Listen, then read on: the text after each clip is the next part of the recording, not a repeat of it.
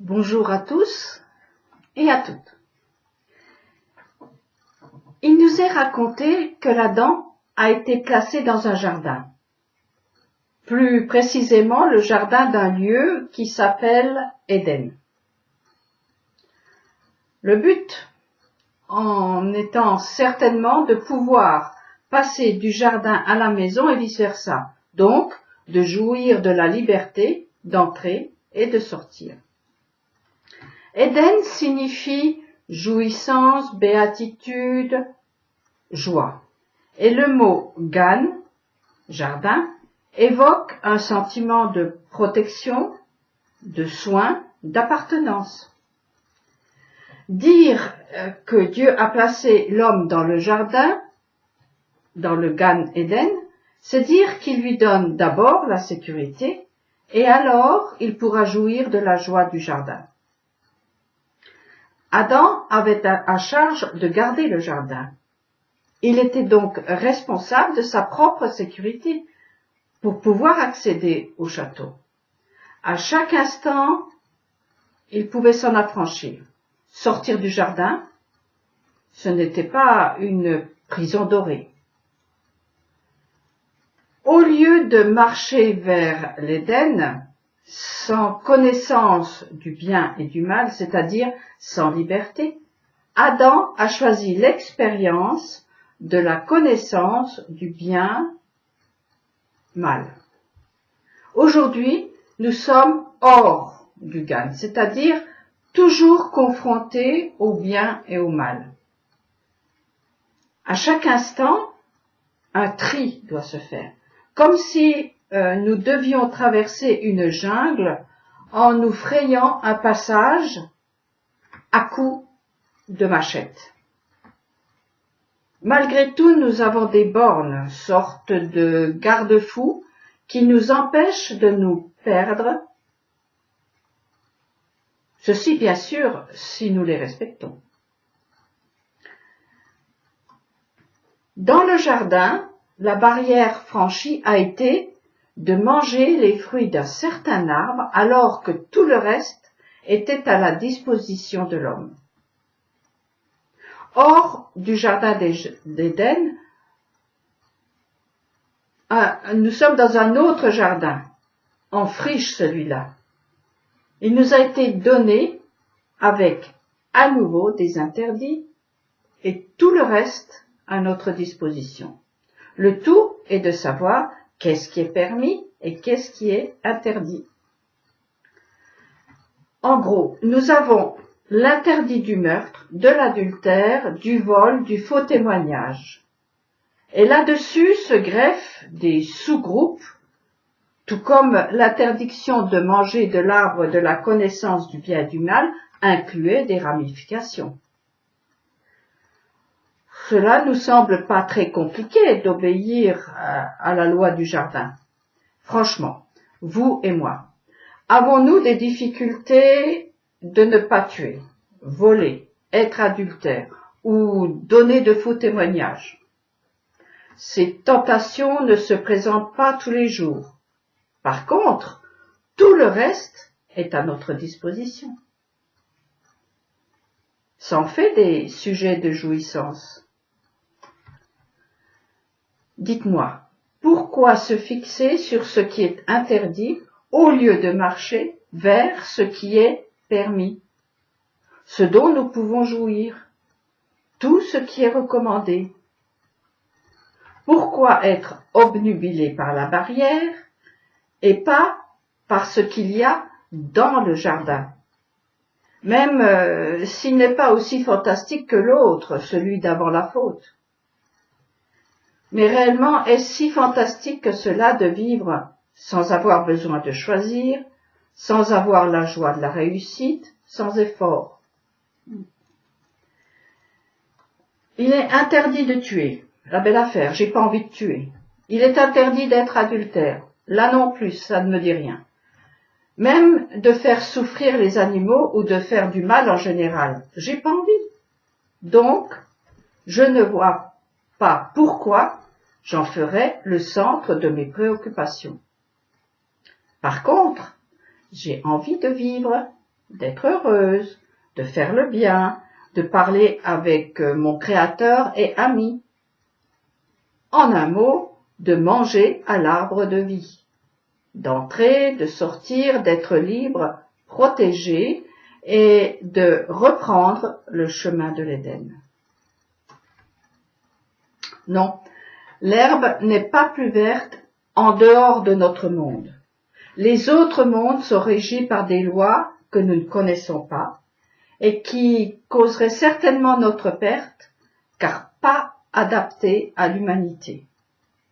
Ceci à l'exemple de l'arbre interdit qui appartenait au monde du serpent avec des lois que nous étions incapables de gérer avant d'être entrés dans le château qu'est le 7e jour. Ce monde du château est celui qu'il faut retrouver, à coups de machette, à partir d'un autre jardin qui est notre monde, avec ses lois qui le protègent, dont l'homme a de nouveau la garde, lui-même protégé par des lois dites morales. Au centre du jardin, comme un cœur, il y avait l'arbre de vie. À la périphérie, l'arbre interdit. Or, Ève a vu l'interdit au milieu du jardin. C'était devenu son centre, l'essentiel de ses préoccupations, une obsession. Ce fut sa perte. L'interdit existe pour la construction psychique puis spirituelle de l'individu. L'interdit permet à l'être humain de se libérer, de se dégager, de s'affranchir de ses pulsions, je dirais naturelles, qui le ramènent à l'animal. Sans la possibilité de faire mal, l'homme n'est pas homme, il est soit ange ou animal, enfermé dans sa nature. Le but de l'interdit est de libérer la vie. L'essentiel, le centre, le cœur, c'est un outil. C'est la machette qui permet au bras de faire le passage. Mai 68 est le slogan, avec son slogan « Il est interdit d'interdire », a été le premier pas de la transformation de l'individu en consommateur vorace de tout ce qu'il voyait. Ainsi, sans cadre, sans repère, sans limite, l'individu est devenu flasque, prêt à se résigner devant tous les obstacles. Il succombe en dépression ou en perversion. Accepter l'interdit et le devoir est une arme et une protection, à l'image d'un vêtement. Il y a beaucoup à dire sur le vêtement qui est utilisé pour masquer, tromper, mais dans le livre de la Genèse, dès que l'Adam a écarté l'interdit, il s'est vu nu, il s'est senti nu. Il en a eu honte, il a dû se cacher, envahi par la peur. Accepter l'éducation qui est l'enseignement transmis par Israël, c'est accepter le vêtement sur mesure pour l'homme. L'animal ne choisit pas son vêtement, alors que l'homme choisit ses vêtements. Et il le fait suivant sa personnalité. En fait, ses vêtements parlent de lui. Le vêtement ne dit pas tout, mais beaucoup. Il dit surtout par qui il est habité. Il couvre qui? Il révèle quoi? Par exemple, habillé des paroles sorties de la bouche de Dieu, l'Adam peut se redresser face à ses ennemis, qui veulent en faire un animal rampant. Habillé des paroles du serpent, l'Adam a honte. Il a peur, il est nu.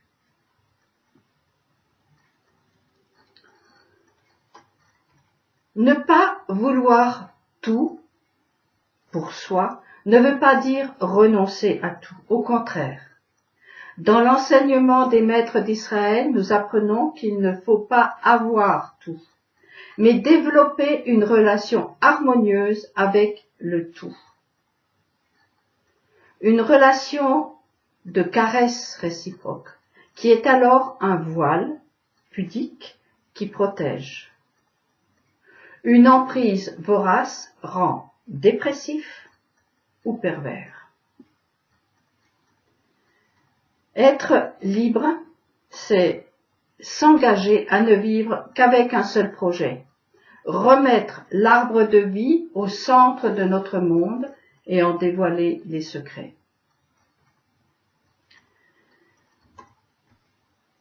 Une nouvelle fois, je reprends les paroles d'Agé. C'est à cause de ma maison qui est en ruine, tandis que vous courez tous dans votre maison à vous. C'est pourquoi les cieux ont retenu leur rosée à vos dépens et la terre a refusé ses produits. Au final, ne trouvez-vous pas que l'interdit est minuscule par rapport à ce qui est à construire? Chacun sait que pour construire, il faut des règles, des normes, des mesures. Mais le but est la construction. Ce ne sont pas les règlements. Ils sont certes nécessaires, indispensables, mais ce n'est pas l'essentiel. Ce n'est pas l'arbre du milieu.